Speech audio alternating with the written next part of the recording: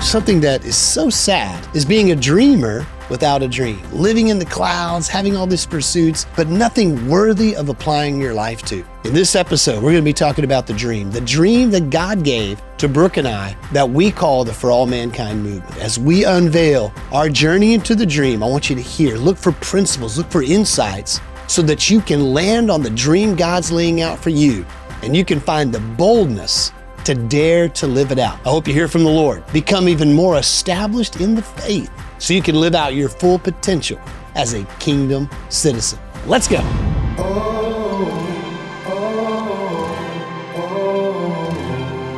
Welcome back to the Kingdom Citizen Podcast. We're continuing with our series, Having a Dream and Daring to Live It. Again, with my co-founder and wife of 30 years, Brooke Phillips. Welcome back to the podcast. Thank and you. So good to have you here. This is a dream come true for me. Well, I'm excited about this episode because this is really the nuts and bolts of how we started FAM and where it all started at in the Middle East and our journey to get there. Let's talk about the dream. All right, let's go. The dream we call FAM. So in getting started, we had to do all the stuff that was going to get it, but we got emotionally prepared. And now it's time to say, okay, let's get the buy-in needed. And we just started right with the family. Right. We did. Yeah. We didn't want this just to be our dream. Mm-hmm. Everything that we do, we wanted it to be our family's dream.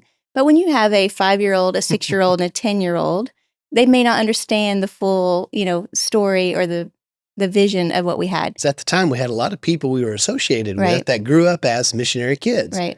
And we'd be like, man, tell us about the journey. What was it like? And I think it was the majority of them expressed, I would never take my family and my children down the path that my parents took us down. Our goal was, okay, let's create an experience that when our kids look back on it, they would say, hands down, I'm ready. I would be willing and eager to take my kids down the same path my parents took me down and try to flip that. Yeah. So we don't want them just to be missionary kids. I'm just kids of the missionaries, but I want them to be kid missionaries themselves.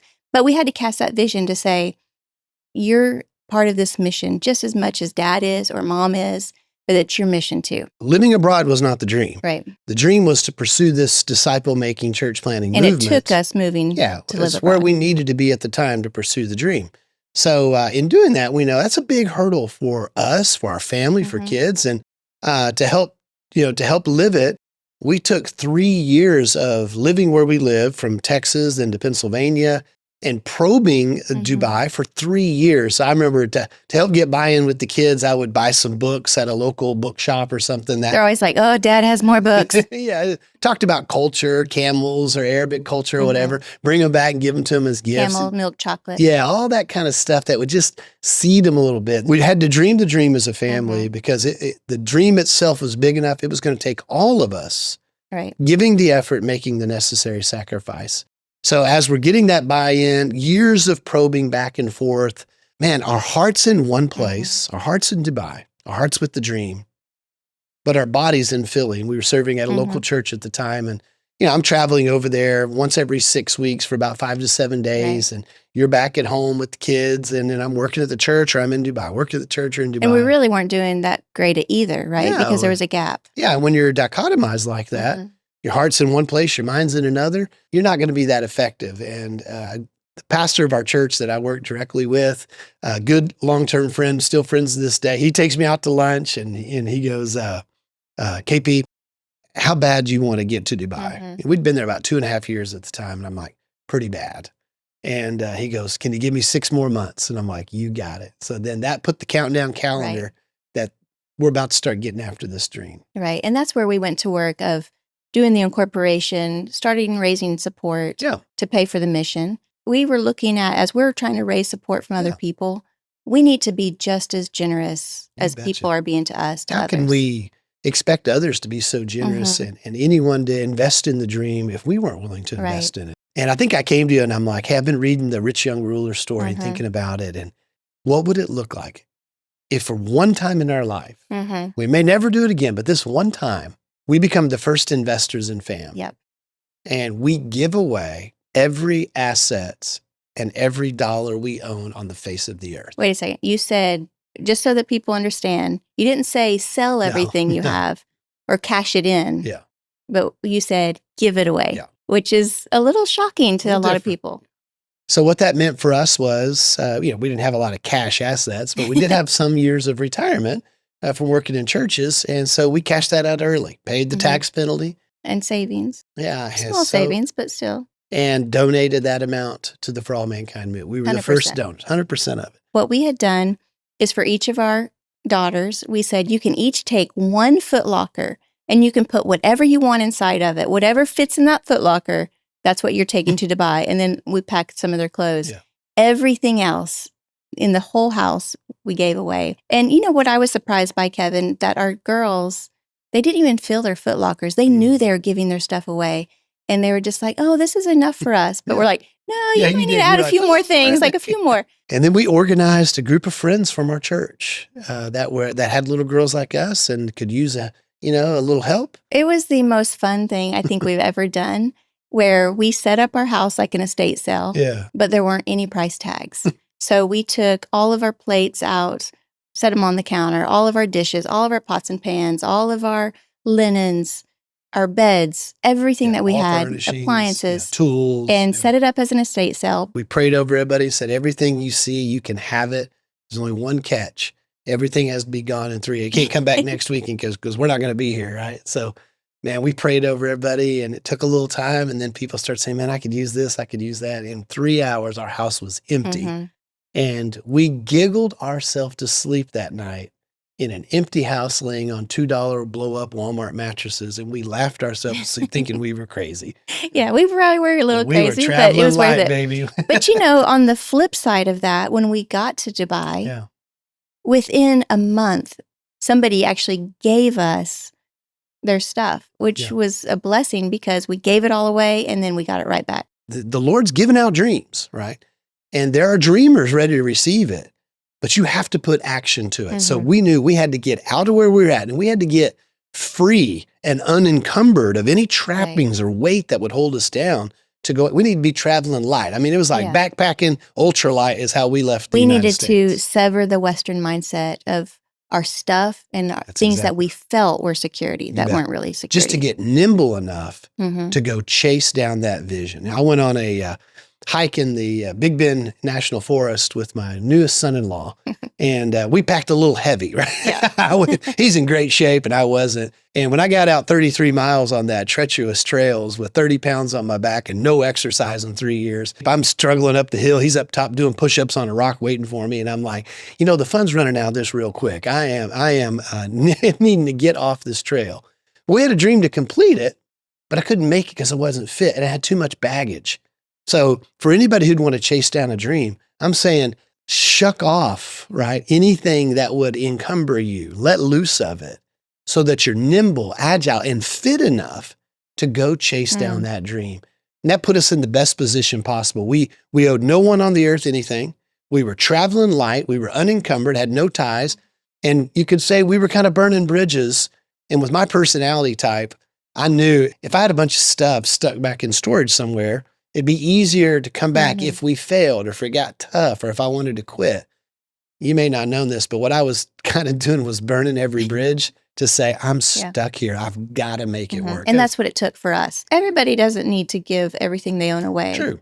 But for us, we knew that's what it was going to take for us to get into the mindset to be able to dare to live the dream that was set before us. So arrival for us and getting in that position, another thing was we bought one-way tickets. We really didn't have enough money to get home. So we bought one-way tickets and got over there. When we landed, I'll never forget how we got picked up at the airport. We'd been investing in that group of Indians at the labor camp that we talked about in the previous episode. And they picked us up in a big old Indian-style dump truck right at the Dubai airport. So we start throwing all our bags in the back of the dump truck, and we loaded up the whole family. Right in the airport. And I remember one of the kids looked at me and said, Daddy, is this our new car? And I go, well, it is tonight.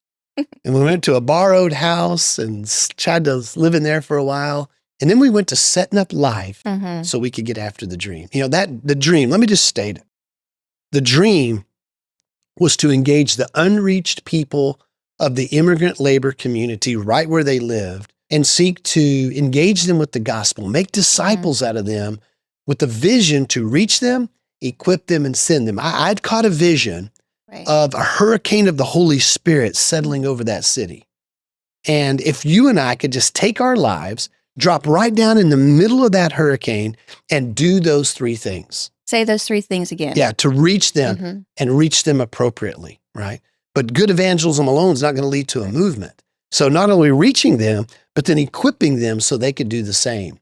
And then if we equip them appropriately, then wherever God plants them in their labor camp, moving them to another labor camp, sending them back home, then they could be reached, equipped, and sent back to their home people to be missionaries to where they come from in the unreached places and people groups of South Asia. So that was the dream. Yep. And that's how we articulated the vision. And now 15 years later, that's still the vision statement of the For All Mankind movement.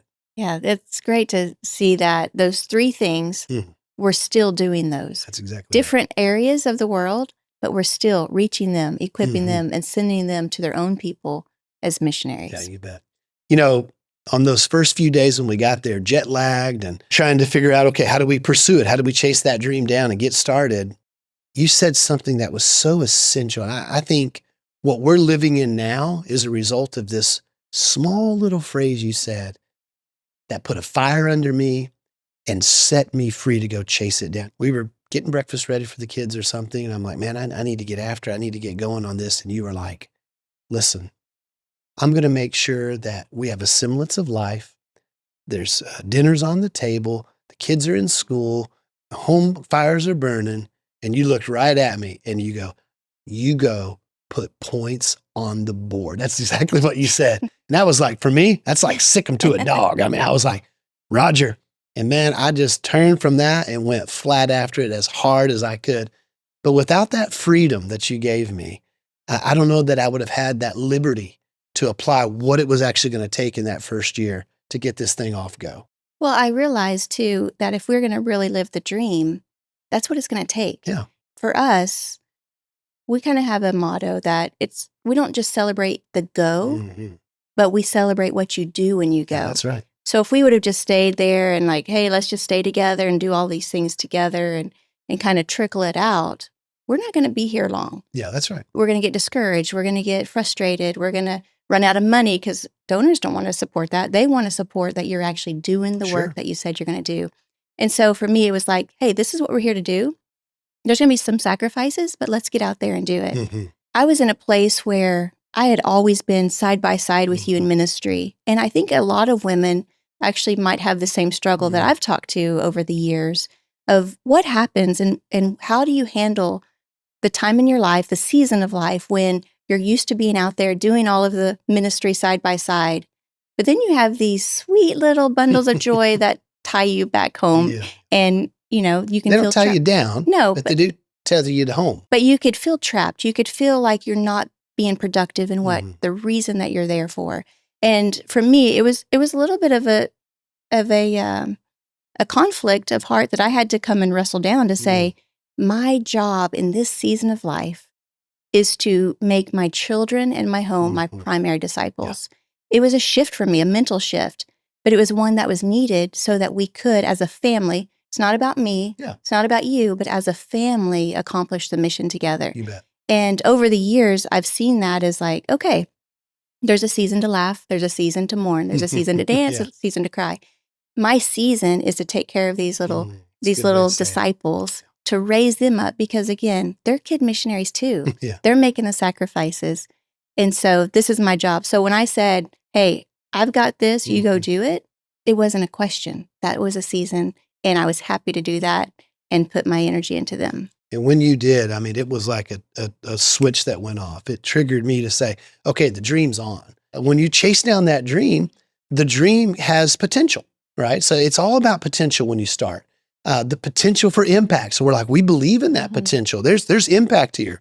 So, but then it also puts forth challenges. Right. And the challenges slap you in the face immediately, from culture shock to difficulty of setting up life to, the tethers from home that are hooks and pulling you back. And I used to describe our first year as me detoxing from the Western church. And people say, what do you mean? I'm like, I felt like I was in a position in the Western church where with my gifts and talents and what we applied to it, there were a lot of room for attaboys and praise. That we had some talent, we had some skill, we put some points on the board. And comforts. Yeah, and all that. And it was a place we felt good. We spoke the language, we knew the culture and customs, and we were doing pretty good. Had a lot of attaboys. But sitting on the ground of a labor camp with roaches and eating cold camel meat and rats running around, that's a big difference from what you were experiencing before, which was a detox. From 7 o'clock at night till 1:32 in the morning, 5 nights a week, and traveling crisscrossing the country and late nights and a lot of energy put out. There was a gnawing in my flesh that was driving me, get back to what you know, get back to what's coming. And I remember the things that would go through my mind were, nobody even wants you here. The government doesn't want you here. Your family doesn't want you here, our extended family. Your partners would just assume you're rather back home and because they love you and want to be close to you. And man, even some of the people you're serving, they could kind of care if you less if you were here or not. And I'm like, what am I doing here? But that was that gnawing of my flesh pulling me back. And it was the dying to yourself, right? 100%. My first year, the dream had me preaching a message. I made some policies that said, okay, first off, I will only do among them what if they see me doing it, they could do themselves. So I had to take a lot of my bag of tricks and just throw it in the trash. So the way I teach, the style I teach, the playing down my personality in my presentation to make it something they could take on and do. So I said, I'm only going to do what they could do. And I'm going to do it in a manner that when they see me do it or experience me do it, they'll say, okay, that's good. I benefited from that. I can do what he did and I can do it better than he did. That was my ambition. And they did, right? Man, they took it on. I mean, that was the amazing thing about the strategy that FAM has is that anybody can take the strategy and you can truly become a missionary to your own people. And what we saw, our South Asian culture, they knew it. That's them. They eat the food. They talk the language. And when they could take it and do it themselves, it was so much better than anything that we could have ever done. That's when we really saw the multiplication. The dream had the potential for impact. And we had a path to pursue it. We didn't go over there just totally blind, totally aloof and hoping something happened. There was a sense of a strategy and a plan. We had it a lot less than I thought we did, but the Lord corrected that along the way.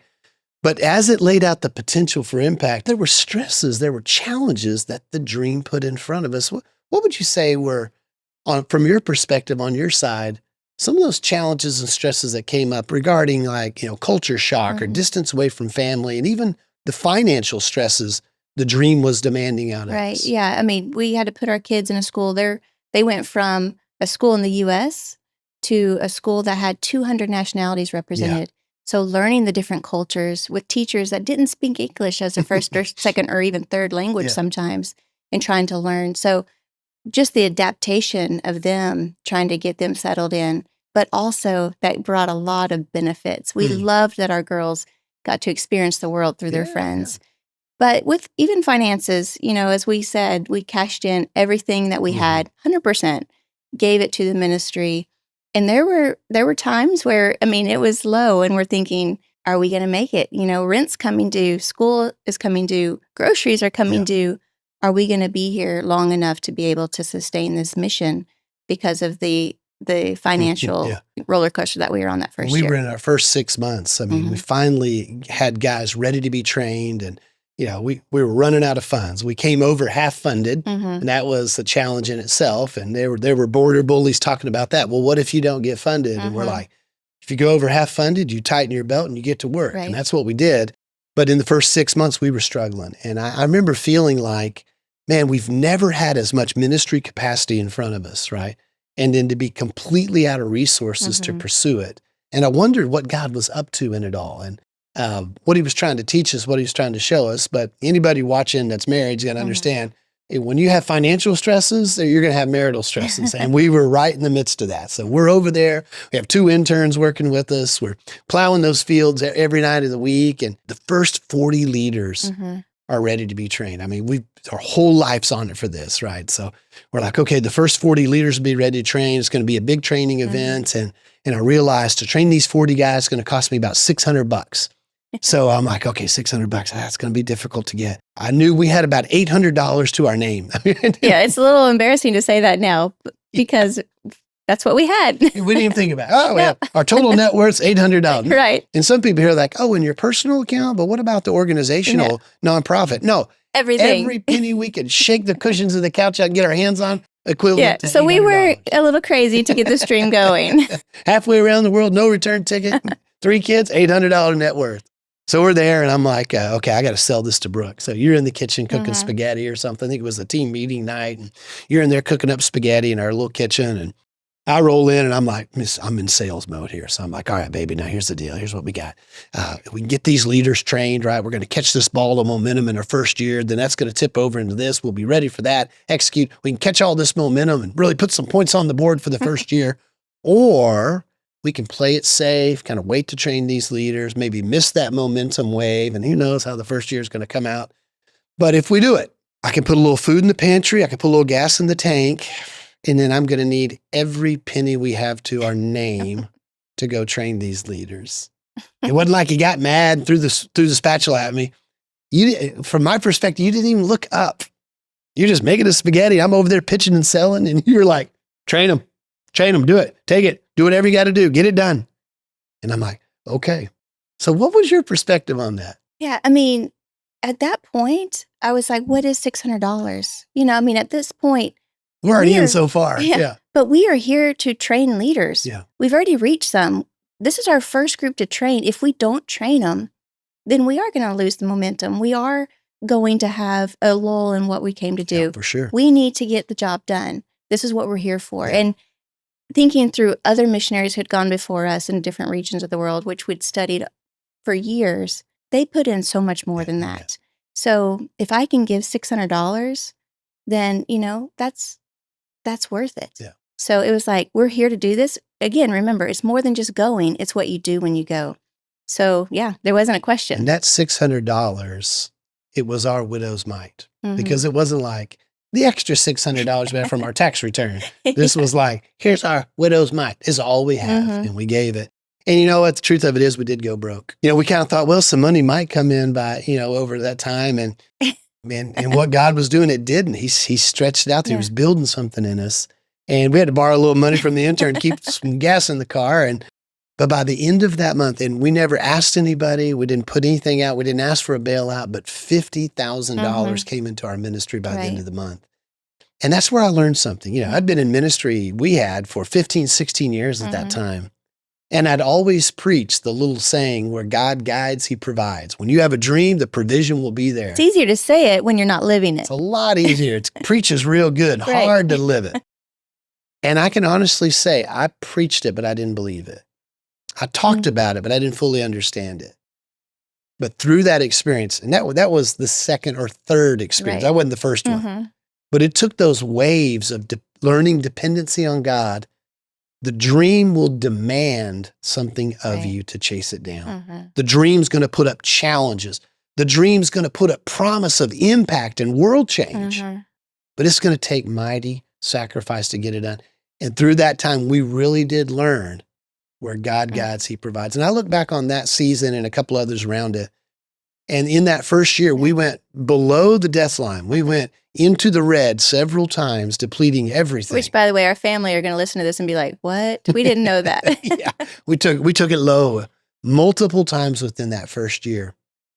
But after that first year, our ministry has never suffered by lack of resources to pursue the dream. But God was doing something in the original dreamers to get the grit and determination to trust him in the pursuit. That 40, Brooke, standing on the dream now, have turned into 340,000 leaders trained. But what would have happened if we would have let the dream simmer, not took the faith or the sacrifice to go after the first 40? And some of those are still with us even today. Oh, yeah. Some of them are leading nations for us at this time that were part of that first 40. And one that helped teach the first 40 on a missions internship is now on our team full-time leading our mobilization. So it's pretty cool to see what God did. I'll get emotional about it in that circle of 40. For us to get there and pursue that dream and then to stay there and not bail out and be productive while we're there. It seemed like, looking back now, there were 4 things that kept coming up. If we were going to get to the field, it took these 4 things just to get us there. Right. And then it took these 4 things for us to remain and stay in the fight. And then we had to maintain those 4 things to be productive while we were on the field. Those 4 things were so essential for us. And we found they become essential for any other dreamers that would seek to come into this dream with us. Right. And we've tried to think of a clever name for these 4 things over the years. Many people send in acronyms or whatever, but they just come down to the 4 things. 4 things. The first one is having a sense of calling. What I mean by calling is such a sense of being directed by the Lord that I see the plow, to use Jesus' words, and I see the fields that need to be plowed, and I'm going to put my hands on that plow as an act of obedience. Therefore, to take my hand off of it or to not apply myself to it is disobedience, which is sin. And that's how I think we should understand calling. You had to have it. I had to have it. The kids had to have a sense of it, that we could put our hand on the plow, push, and not look back to get us there, keep us there, and be productive there. What's the second one? Second one is passion.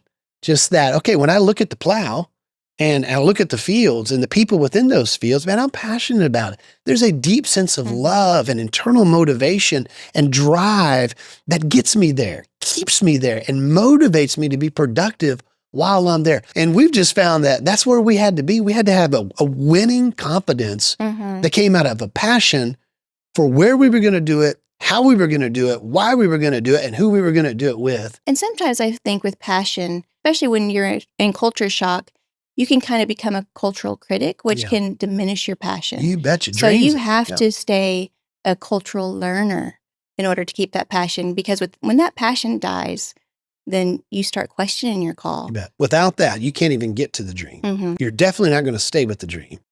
And it's going to eat away at your productivity while you're chasing the dream down. And the third one was strategic alignment, right? We started to align biblical strategies, proven tactics. Out of our passion, we had a sense of urgency that we could shape the dream up and apply ourselves to it in a way that we thought would be productive, right? So how you do what you do. You betcha. And that lives up to that philosophy we had that there's no attaboys for just going, right? It's what you do when you're there that matters, right? So we had to be strategically aligned. So for us, it was a husband and wife. We see the dream. We have identified a winning strategy, and we're both aligned with it like a hand in glove. And then anybody that would come alongside in that, whether a partner on the field or an aspiring missionary, they're going to have to be aligned with the dream and the dreamers so that we can get there, stay there, and be productive in it. And the fourth is where it all ties together. This is the fun one, right? Yeah. And the most essential, really. Right. You can have a sense of calling, having a sense of passion, having that strategic alignment, but just to get to the dream, to stay on the dream. And no one wants to hear this. No, you're right. It's going to take a willingness to make great sacrifice. So you and I spent many nights, many days talking, planning, praying, checking ourselves. Are we willing to make the necessary sacrifice? And if we could say that's a one and done, it would be a fallacy. Right. It's a continual opportunity to say, not were you willing to make sacrifice, but are you continuously willing to make the necessary sacrifices? And when you come to that conclusion that, yes, I am willing to make the necessary sacrifice, you have to ask yourself why. And you say, the sacrifice is worth it because I'm strategically aligned. The sacrifice is worthy because I am doing it out of a sense of my passion. And the sacrifice is mandated because I'm called to it. To not do it is disobedience. Yeah. So therefore, because I'm called, because it's out of my passion, because I'm strategically aligned, I am continually willing to make the sacrifice. These 4 things have played out for you and I in the whole 15-year pursuit, or maybe 18-year pursuit of this thing we call FAM. And what we found is, for everybody who would come and dream this dream with it, those 4 things were going to have to be present in their heart and life as well, just to get to the dream. Stay on the dream and be productive while they're there. Any dreamers out there that are watching, take a look at it really hard. Get clarity on what that picture is and ask yourself questions around the 4 things. Does this come down to a matter of obedience for me? And am I so called that I must put my hand to it as a matter of obedience? Does it seem to flow out of my passion? Am I being drug into it? Or is it something that revs within my engine, driven by the Holy Spirit as a child of God and a worker within his kingdom? Yeah, this aligns with my passion.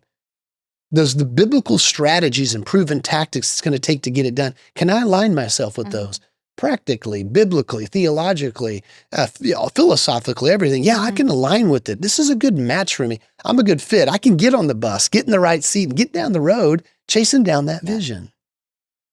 And then finally, I'd challenge everyone listening who has a dream in front of them. Ask yourself, am I willing to make the necessary sacrifice? If you can answer those 4 things, they're going to help you get to the dream, stay on the dream, and be productive while you chase it down. There's nothing more amazing to me than when a dream and a dreamer come together. But let's be honest, any dream that's worth pursuing is not going to be easy. And I want to say from personal experience to any dreamers out there that you feel God's laying a dream out before you, it is not going to come easy. And part of the difficulties in pursuing it are going to be the context, the circumstances, the people you're trying to serve, the kingdom of darkness you're trying to push up against, whatever it might be. It will produce challenges, obstacles that demand perpetual sacrifice. But I want to say something to you right now. Difficult does not mean wrong. When you find yourself up against it and sacrifice is being demanded, don't let the enemy deceive you that because it's hard, something must be wrong with it or wrong with you. It may just mean that God's using the stresses and pressures of that difficult situation, season, or activity to mold you into the dreamer that He has dreamed for you to be. As He's laying that dream on the door of your heart, use those 4 things to align yourself to pursue it and go and be in it, but not of it.